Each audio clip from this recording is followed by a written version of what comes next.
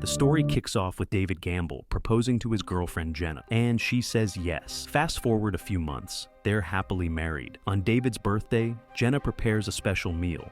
The two seem blissfully in love. She even surprises him with a wristwatch, teasing him for always running late. Rushing to change for an important meeting, her phone rings non-stop. David checks the caller. It's Greg, his best friend. He answers, and Greg cheerfully wishes him a happy birthday. David jokes, asking why he's calling his wife. Greg laughs it off and says he's been trying to reach him, reminding him about a business deal they need to finalize. When Jenna returns, David mentions Greg called, and she acts a little tense, though she smiles it off and hurries out. David finishes his meal, but something nags at it. He wonders what's really going on between Greg and Jenna, then brushes it off. Later at work, David sees Greg talking to their associate, Alan, the client they've been chasing before tariffs hit. David steps in, closes the deal, and everyone's ecstatic. They celebrate the big win, and the profit margin has them over the moon. Just then, Jenna walks in with Lisa, David's secretary and Jenna's best friend. David happily shares the good news. He invites Jenna to lunch, but she turns him down. He tries suggesting dinner instead, but she declines again, saying she's too busy. She claims she just dropped by to let him know. David hopes she's planning a surprise for his birthday, but her excuses are starting to sting. When he asks about her schedule,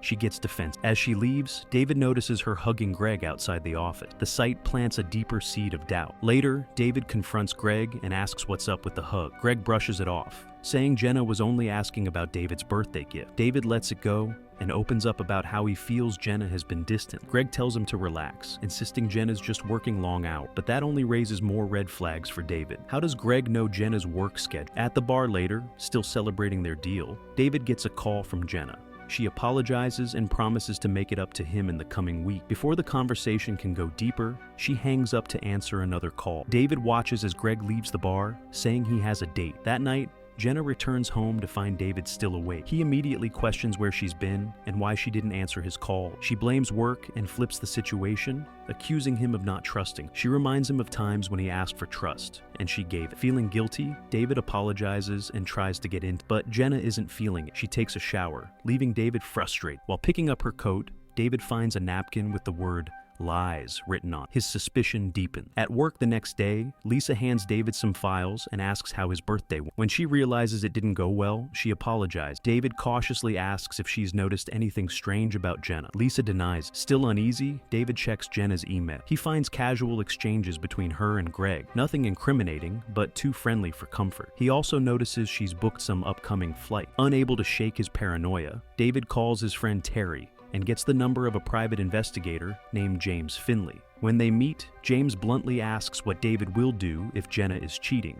David simply says he has to know the truth. He hands over some papers and cash. James agrees to look into it and keep in touch. Days go by. David anxiously waits for news. Then one afternoon, Jenna drops by his office. She says she's on break. David acts cold, but she teases him with the idea of dessert later, and that softens him up. After their intimate moment, David returns to work smiling, but Greg shows up, ready to chat about his latest hookup. David brushes him off. Greg senses something's wrong, but their talk is cut short by a call from James. David schedules a meeting, then coldly tells Greg to leave. After work, David meets James in a park. The investigator reveals that Jenna has been meeting Greg, and they've even booked a flight to Hawaii together. That's all David hears. He ends the investigation, leaves silently, and heads to a bar. He imagines the worst at home, emotionally wrecked. He hides the evidence under the couch just as Jenna walks in the door. When Jenna steps inside, she senses something's off and asks David what's wrong, but he snaps at her, reminding her that she's the one who's been acting distant, always blaming late nights at work. Jenna says she's heard from Greg and Lisa that David hasn't been himself lately. That sets him off. He accuses her of keeping tabs on him while she's out doing whatever trying to calm things down. Jenna quietly gets him a glass of water, but David overhears her in another room, whispering on the phone. She says he knows something's going on. We need to find a way to tell him the truth. That's all he needs to hear. When she returns, he refuses the water and walks away cold. The next day during a meeting, David storms out and calls James, the private investigator. They meet again, and this time, David says he doesn't want answers. He wants a hit. James warns him it could get ugly, but David insists. James reluctantly agrees, hands over a contact, and warns him, never reach out to me again. David follows the instructions and leaves a voicemail for the hitman. Back at the office, Greg asks David to help print out a draft. David brushes him off with a bad attitude. Greg calls him out, but David says nothing. Moments later, David gets a call back from the hitman. They agree to meet that evening. That night, David meets the hitman in a dark parking lot. The man lays it out, 20 grand, a photo of the target, and no more contact once it's done. If David has second thoughts, this meeting will be their last. David hands him everything and agrees to keep it quiet, like a dark web hookup. They shake on it. Later, David shows up at Jenna's workplace with flowers, apologizing for last night. Jenna smiles and says she'll finally be done with her big project next week, and things will go back to normal. David suggests they take a trip to reconnect, but she says she's already made plans with her friend. He reminds her he's doing this for their marriage, and she agrees to talk it over with her group. As he walks away, Jenna calls Greg and tells him about David's sudden trip idea. She doesn't realize David is standing just outside the door, listening. That night, David meets the hitman again and hands over the cash, Greg's photo, and his address. The man double-checks that David's sure. David nods. The hitman says he'll be in touch within 48 hours. The next morning, David finds a note on the bed. It's from Jenna, saying she wants to talk later that evening and explain everything. At the office, Greg chats about a new flight attendant he's been seeing, says she might be the one. David brings up how uncomfortable he's been with Greg's relationship with Jenna. Greg looks stunned and assures him that he'd never betray him and that things will make sense soon.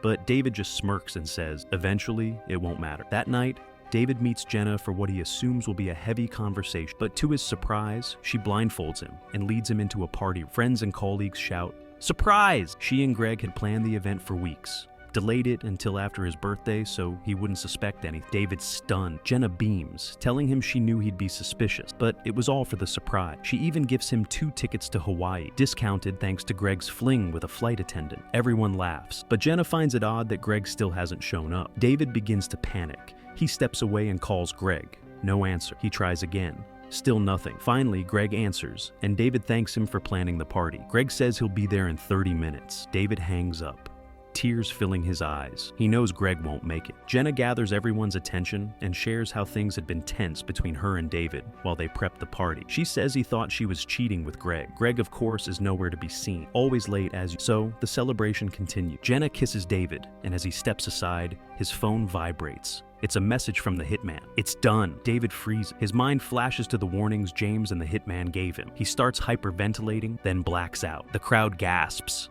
Jenna rushes to him, and that's how the movie ends. Apparently, the streaming service plans to stretch the story across 3 films. But we all know Greg's probably not dead. That hitman definitely took out the wrong guy. Classic mistaken identity. End the movie. If you enjoyed this video, be sure to check out our other recaps and subscribe for more content. And leave comment below. Thanks for watching, and we'll see you in the next video.